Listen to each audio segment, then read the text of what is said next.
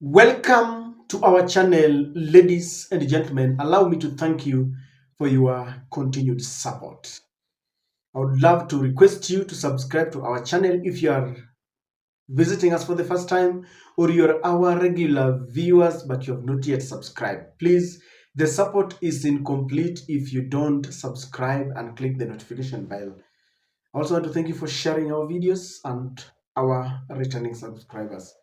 Just do me one favor, give this video likes. It goes a long way in promoting our videos. Ladies and gentlemen, we still want to stick with Rigathi and Ruto. The culmination of this supremacy battle and the altercation between the two leaders will be met on Tuesday. Moses Wetangula was asked whether Rigathi Gachagua has the right to appear before the National Assembly to defend himself. And he gave a ruling that Rigathi has got every right to be heard under the rules of natural justice, either to appear in person or to send his representative, a lawyer, if he so wishes. In that, and he ruled on that will happen on 8th of October. That will be on Tuesday. I can assure you that tension is high because Rigathi Gachagua is going to meet for the first time in Parliament after all these things that have been happening. He's going to meet Kimani Ichung'wah head on. He's going to meet the proponents of his impeachment head on, and he's going to spill the beans. Honourable members, the third issue touched on the manner of affording the Deputy President an opportunity to be heard and the modalities of the same. In this case, Standing Order 67 obligates the House to afford the Deputy President an opportunity to be heard either in person, through a representative, or both. Further, the House is under an obligation to accord the Deputy President the right to fair administrative action under Article 47 and the right to fair hearing under Article 50 of the Constitution. Drawing from the foregoing and the timelines provided for the House to dispose of the motion, for which notice was given today, the Deputy President of the Republic of Kenya is entitled to appear before the House in person through a legal representative or both during consideration of the motion. Noting that the special motion shall be considered on 8th October 2024, I have directed that the Deputy President be notified of his right to appear on the said date and the allocation of time from 5 p.m. to 7 p.m., 2 hours. Why do I believe that this is going to be fireworks? You all understand that Rigathi Gachagua has decided to burn the house, so to speak. And he's playing victim, just like Ruto played victim in their altercation with Uhuru Kenyatta. And Rigathi is saying that the reason why he is being victimized in this government is that the UDA government is full of people who have got penchant for lying to Kenyans. But Rigathi says that we have come of age and Kenyans are privy to materials, journals, and internet knowledge, and therefore he's saying that we can no longer be treated like kids. And he says that the government cannot treat people in a manner that we are all gullible. And he says he's a truthful man, and he says that is the reason why he's being victimized. And I want you to listen to Gachagua here, trying to distance himself from some hot deals that have become a thorn in the flesh, that has created enmity between the government and the common man. And this will tell you that Rigathi Gachagua is a no-nonsense man. He knows what he wants. Kwa kiasi hii ilikuwa shida hapa, kwa hivyo tuliahidi hii, lakini tumeweza kutekeleza hii. Lakini kama ni kelele tu tutapiga na kutafuta viti, hao raia watatufukuza. Deputy President, wajua Sahi ile kitu ambayo hawa wabunge vile unasema wewe ni truthful, some of them watasema for lack of a better word reckless, kwa sababu haya maneno utayaongea mahali ambapo hufai kuwa unayaongea. Kwa mfano criticize serikali ambayo wewe mwenyewe uko ndani, badala hii maneno huo unaongea na bosi yako, as you call him, the president. Why would you... Sasa kukubali mmenuisa kama projects zimefanywa, ukweli hazijafanywa, unataka hiyo niende nikaongea si ni ukweli? Sasa watu wananiangalia. Unajua mimi ni mtu ya kuchaguliwa, na lazima pia tuheshimu raia. Nikiulizwa swali ya projects nikose kukiri pahali tumeanguka, si nitakuwa nadanganya raia? Si watasema mimi ni mdanganyifu? Mimi ni mtu ya kusema ukweli. Pahali hatujatimiza atasema hatujatimiza.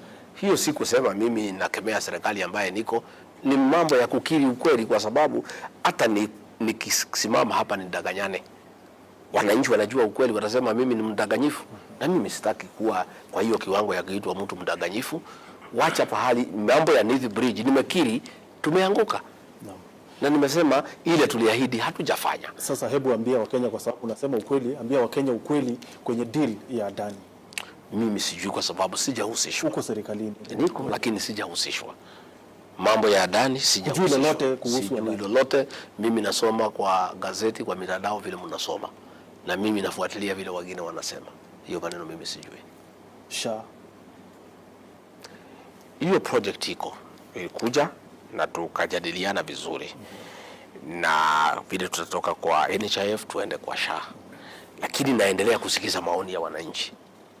Unasikia hapa na pale, hapa na pale. It's a good program, lakini ni mzuri pia tuendelee kusikiza vile watu wanasema. Unajua wazungu wanasema only a fool doesn't change his mind.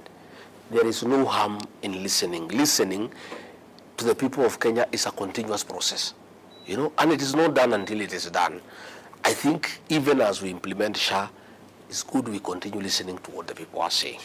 Having listened to Rigathi Gachagua in those interviews, you can see Rigathi Gachagua is distancing himself from Adani deal and is saying he doesn't know what is happening. He knows very well that Adani deal does not augur well and it does not resonate well with Kenyans. It is the newest scandal and the biggest scandal, bigger than Golden Bag and Anglo-leasing. If it will be allowed to proceed. And Rigathi is a man who feels that this is the time to tell Kenyans the truth.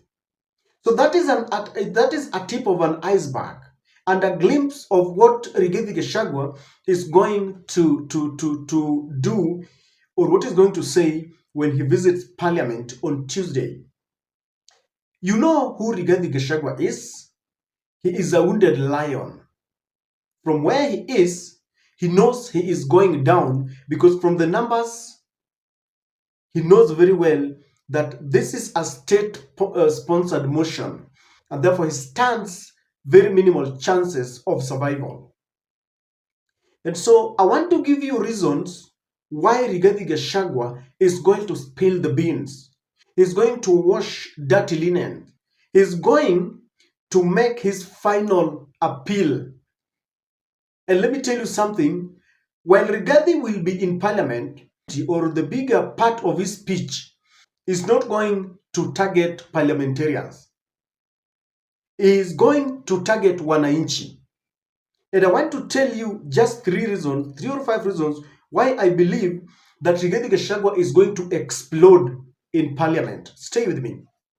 Number 1, Rigathi Gachagua knows very well that he needs to endear himself to the people. That is what he has stated. He says, mimi ni mtu wa ground. He says all politics is local.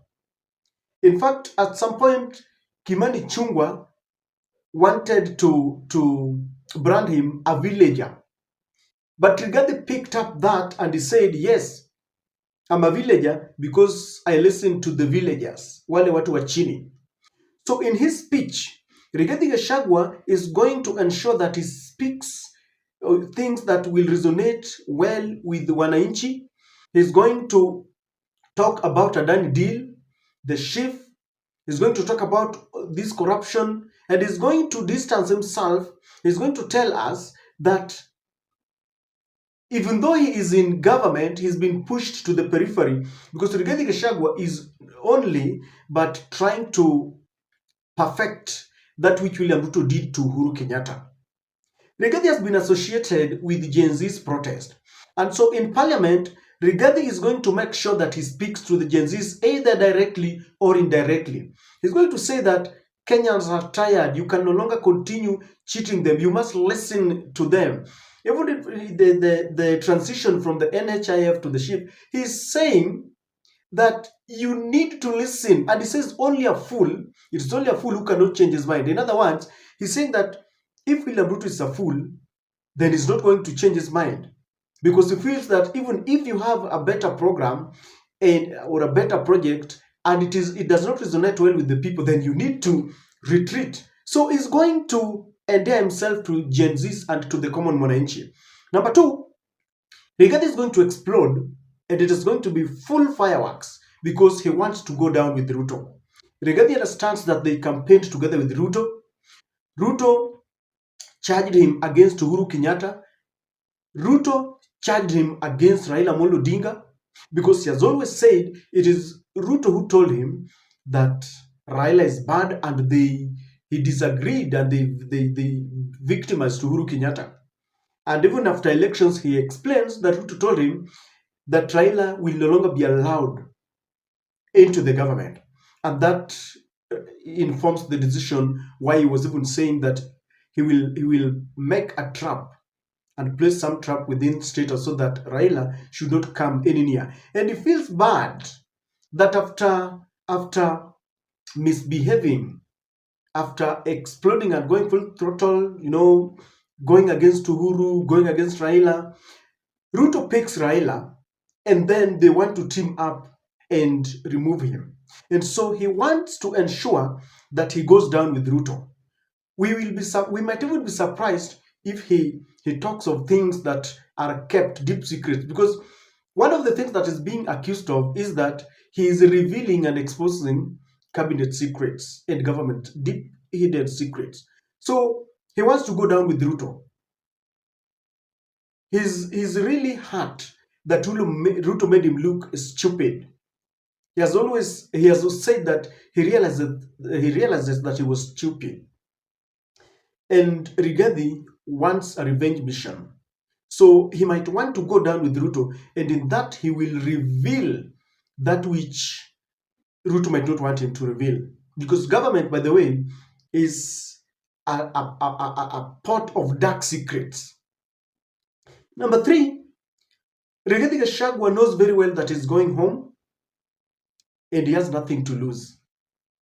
Either way, he's focusing on Mount Kenya votes.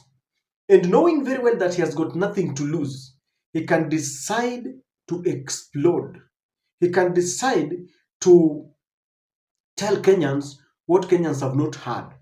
Many people are expecting that he can even go beyond and start telling people about the Chebukati deal, about the Bomas deal. Because once he realizes that he's going home, what else does he have to consider? I mean, he knows very well that this is a done deal. The Ruto has charged his parliamentarians and they want to humiliate him. He must also decide to ensure that he's going down, but he is going to humiliate them. So he has nothing to lose, and that is a worry to William Samoei Ruto.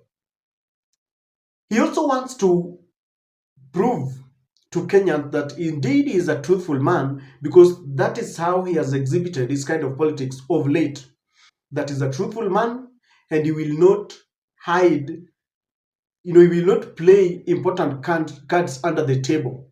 And so while in parliament on Tuesday, as he faces Kimani Ichung'wah in a very tensed moment, he might decide he will speak the truth just to show Kenyans that I am a truthful man and I'm going to speak nothing but the truth.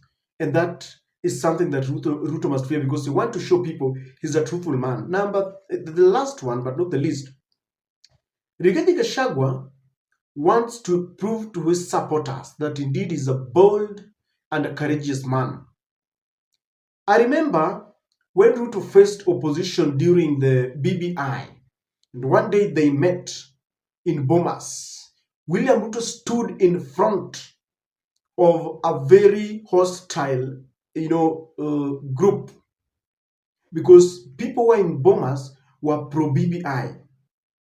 And William Ruto stood his grounds and he told them, I am speaking on behalf of many.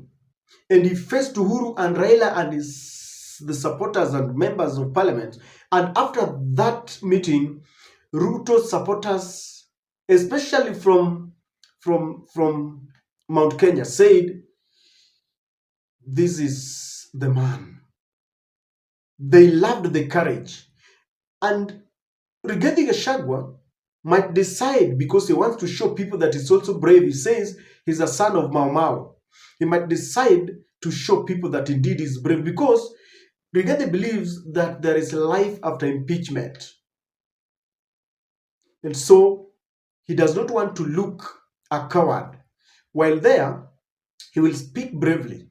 And I'm telling you that William Ruto and his camp is really worried that Rigathi Gachagua might misbehave, might reveal secrets, might spill the beans. And we wait and see that head-on collision, that face-off, as Rigathi faces the hundreds of members of parliament who are against him, including those who are coming from his region. It is about to come down.